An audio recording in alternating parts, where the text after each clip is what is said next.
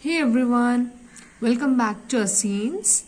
So in today's video we are going to move further than Ohm's law. That is, we are going to see what are the factors on which our resistance depends, and also we are going to go in detail with the resistance of a system of resistors. Okay, so before moving forward, in my previous video we have already discussed what is a resistance, and through Ohm's law we have already got a good idea about resistance. So let's get started with the factors. How does resistance change or vary with your factors? We are going to see that. So now resistance will vary with two main factors. First is the length of the conductor and the cross-sectional area. Imagine this to be a conductor, a part of the conductor at least. Okay, so resistance is directly proportional to the length of the conductor. As you can see here, they have given you resistance directly proportional to the length of the conductor. The more lengthy the conductor, the more the resistance will be. So when this directly proportional symbol comes, always remember that the same thing is going to happen on both the sides. If one is increasing, the other one is also increasing. If one is decreasing, the other one is also decreasing. And the second one is cross-sectional area. What is this cross-sectional area? See here, as I said, imagine this to be a part of your conductor. The thickness of the conductor, the diameter, this is the cross-sectional area. Okay, so the more thicker the wire, the lesser the resistance. The narrower, if you're having two wires, imagine my two wires to be this. Okay, so easily you can tell me that this marker is thicker than this pencil. Okay, imagine this both to be a different conductors. So this shows that, see here, resistance is inversely proportional. So what is this inversely proportional? See, it's like this. Okay, that means opposite effects are happening here. When the cross-sectional area decrease, resistance increase. When cross-sectional area increases, resistance decreases. So when can you say that a cross-sectional area is more or less? Imagine, as I said, we'll see this particular example itself.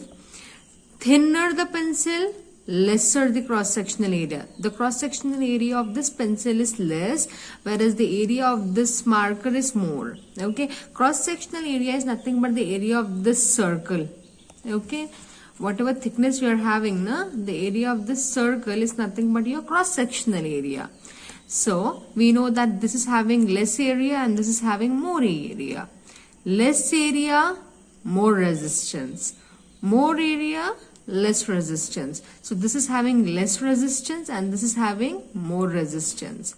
As we said, resistance is nothing but a hindrance. That means wire is facing difficulty in thinner wire, but in thicker wire it moves faster. So now if you have given a little thought, the appliances which uses more electricity, like your fridge, iron box and all, oven, electric oven and all, if you have considered, or if you have not considered, then you can check it later. You will observe that your wires are thicker for certain appliances, whereas your normal wires, what you use, for the appliances which does not take on much electricity, they are thinner.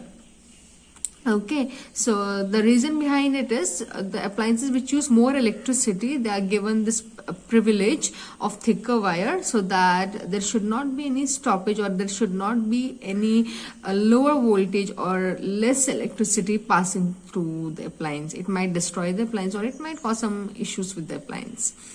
Okay, so now what we are going to do is we are going to join these two equations, this and this. That is what we mean. Okay, if you join it, see, this was 1. Okay, don't get confused with this. This is 1 and this is L. So now if I join this, it is something like this. Don't get confused here. L into 1 upon A. So this L and this I am going to multiply here, and L1 is a L upon A. Now this proportionality sign I have to remove. I cannot keep this and carry on with my problems and all. So to remove this, I will put a is equal to sign, and there will be a constant coming down here, and that constant value or that constant symbol is rho. Okay, this is written something like this, and we call it as rho. This rho value differs from, though this is a constant, it differs from different metals to metals, and each element or each one is having different resistivity value, but it remains constant for a particular one.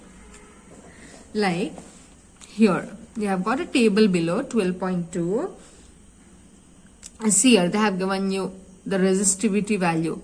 Okay, the resistivity is your SI unit is ohm meter.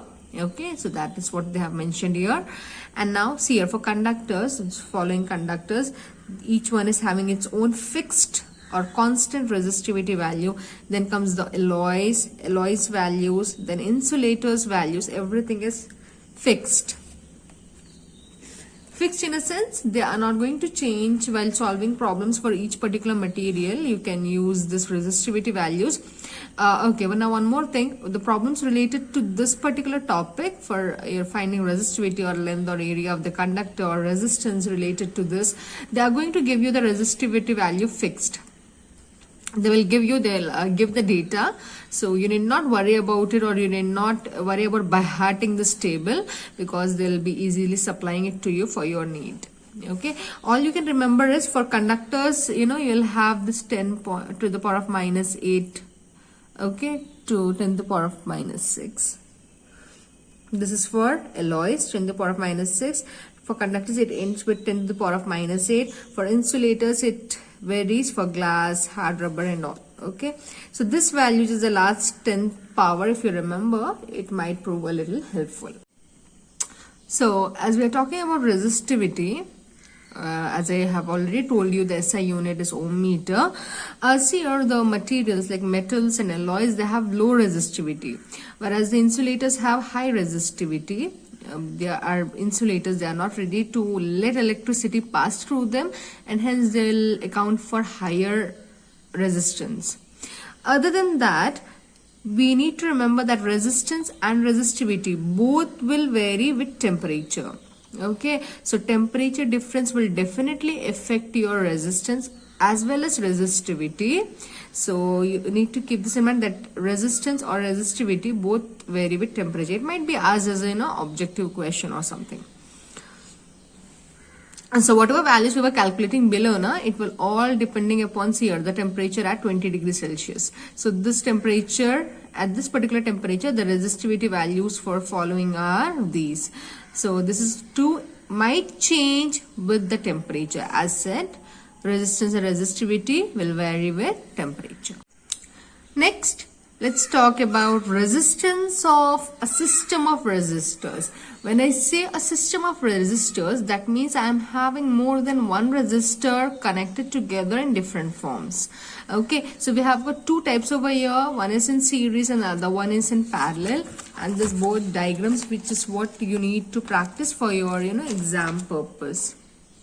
Okay, so this is for the series, see they are continuous, and this is for the parallel one. Figure 12.6 and 12.7, it's on page number 104. We are going to talk about this in detail now. Okay, how does this happen, or what is actually happening here? So let's get started with the easier one, that is series combination.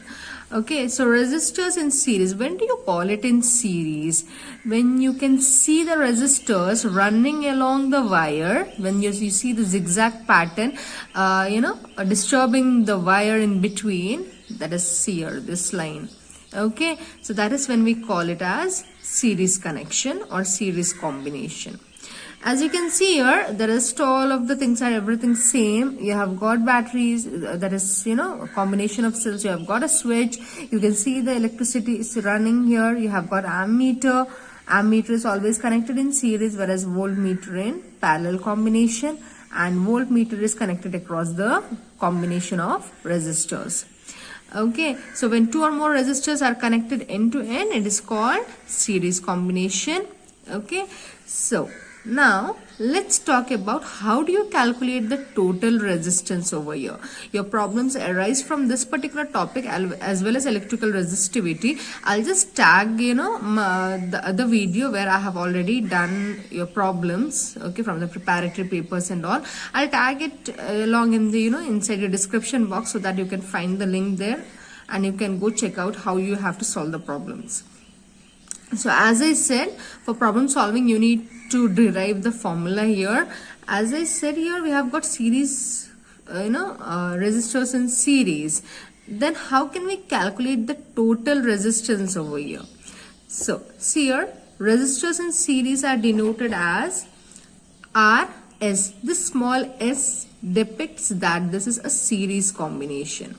Since I have got here 3 R1, R2 and R3, I'm going to write down the same over here. This is nothing but RS is a total of R1, R2 and R3. Now, in a series combination, you need to remember that current is going to remain the same. I is constant. I is not going to change. Whatever it was on this corner, it will be the same on this corner. It will be the same on this corner. So you don't have to worry about I differing. I remains the same, but voltage can change. V will be different in series, but I is constant. Okay, so current here will remain the same. Okay, so now equivalent resistance, if we are calculating, so it's nothing but sum of the voltage. Okay, total voltage drops. So as you can see here, as we are traveling from here, voltage will reduce here. Then again, as we are going forward, voltage is going to reduce. As we are going to continue, your voltage keeps on reducing. So that voltage drops we are going to calculate together to give you V. So V1 plus V2 plus V3 will give you V. Okay. So now, using your Ohm's law, we know that V is equal to IR. And this we have already covered in the Ohm's law. Okay. So now, V1 will be nothing but, as I said, I is equal for all. So I, and V1 is the voltage drop at R1. So here R will be nothing but R1. Same thing goes for V2. This V2, I is going to remain the same, and V2 is nothing but voltage drop at R2. Okay, then again the same thing for V3. I remains the same and V3 is nothing but voltage drop at R3. So now we are going to substitute these values in this particular equation. So V is nothing but V1 plus V2 plus V3. But V1 is equal to IR1, V2 is equal to IR2 and V3 is equal to IR3. Taken all together, now you can see here that I is constant over here, I is common. So I'm going to remove the I, and inside this comes my R1 plus R2 plus R3. So now as you can see here, I have, here V is also replaced by IR. V is nothing but IR, so we are replacing it actually for simplification. So now after replacing here, you can see that this I and this I can be cancelled, and the remaining one is R is equal to R1 plus R2 plus R3. So this is the formula for your series combination, for resistors in series combination. If you are supposed to find the value, then this is the R here. Okay, this is what we have derived. This number, okay, R1, R2, R3 depends upon how many resistors are attached. If you have got two more resistors, then R4 and R5 will also be joined. If you have got only two, then it's going to be R1 and R2. Okay, so that was about your resistors in series. Next, we are going to see about resistors in parallel. Okay, so this particular diagram is showing you the resistors in parallel combination. You can see here, instead of in a straight line, your resistors are stacked upon one another, right? So R1, R2, R3. This is a parallel combination. Okay, the other one was series, it was running in a line. This one is stacked upon one another, hence we call it as parallel combination.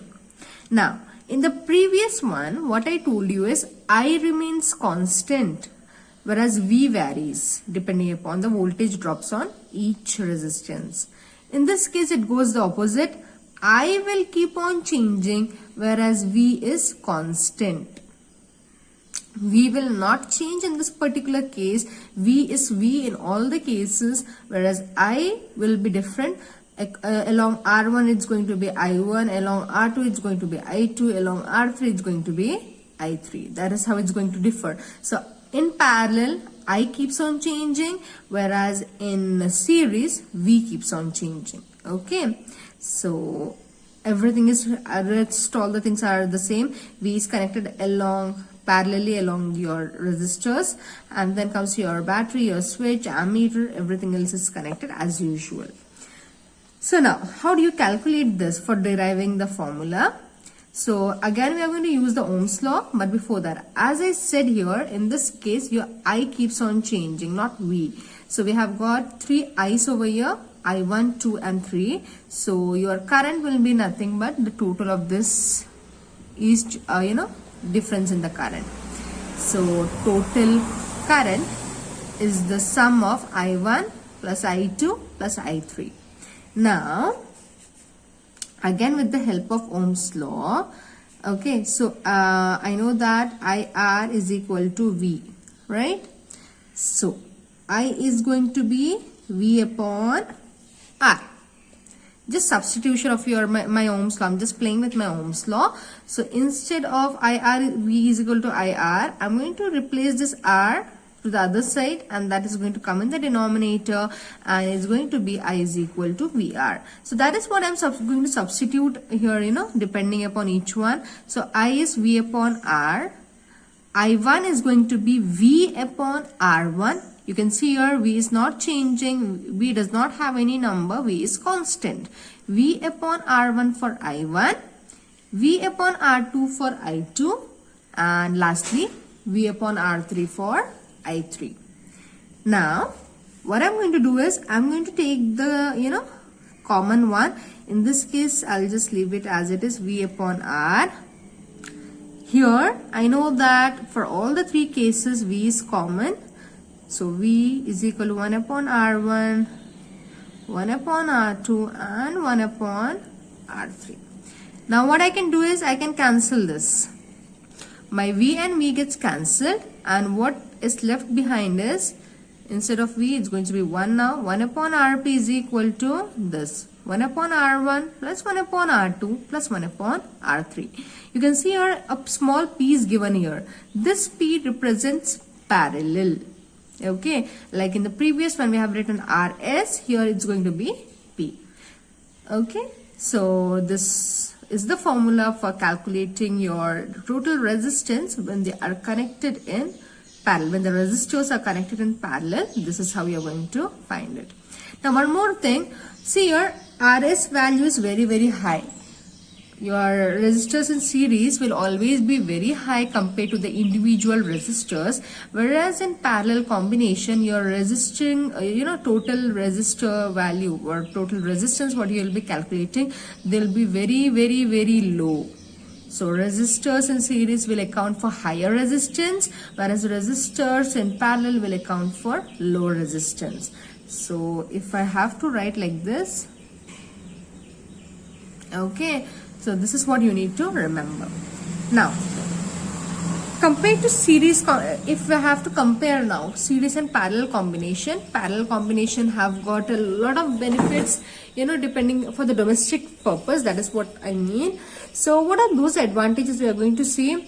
So see here, when it is a series circuit, what happens is, if at all one particular component, one resistor fail, or one particular this is failing, one resistor or one unit is failing here, then your current flow will be stopped.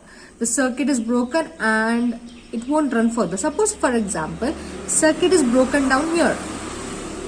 Current will start to flow from this end. It will reach here, but it cannot reach further because of the broken circuit. Okay, or imagine that if this is fine and the current is running and one particular resistor is not working, so the flow of the current will be again hindered. Okay, so here this particular drawback comes. But in case of parallel combination, okay, suppose one resistor is broken, current will still be flowing through the other two. So your circuit will still be running. It will not affect the other resistors or the other circuits connected to it. So one line is broken, other line is still running. Next, different appliances have different requirements. This cannot be satisfied in series as current remains the same. Okay, this is one important aspect. Imagine, so as in series combination, you know that current is going to remain constant. I does not change. Okay. Now, let's imagine the following appliances at our home: electric iron, charger, your normal mobile charger, fan, and your normal, LED light. Okay. So, the electricity or the current required for each one to function is different. Okay, so imagine they all are connected in series combination. Okay, in series combination, you know that the current is going to remain constant, right? It is not going to change. But if you concentrate, light requires less energy, almost very less. Fan requires slightly higher. Charger requires again a little more higher, whereas iron requires a very large amount of current. So the requirement of their current is different. Now, if you are supplying the same amount of current towards each one, it will cause defects to your appliances. Whereas if you concentrate on the parallel combination, imagine this are arranged parallelly. So you know that voltage remains the same here, but the current will differ depending upon the need of the appliances. So iron will get a different amount of current, charger might get a different one, fan might get a different one. Similarly goes for the light. So here, depending upon its demands and its requirements, it's going to get the current. Okay, so here you need not worry about your appliances falling in danger or your appliances, due to difference in the current and difference in the voltage. It's not going to affect your appliances. Hence, parallel combination is a much preferred one, and that is the reason why we actually use parallel resistors or the parallel combination for our domestic purpose. Our domestic purpose, all our switches, all our circuits are connected in parallel combination. The other one which I've already told you, total resistance in a parallel combination, it will always give you a decreased resistance. Hence, it will keep your appliances safe. That's all about your resistors in system. If you have got any doubt, you can just leave a comment and I'll get back to you as soon as possible. Till then, thank you for watching.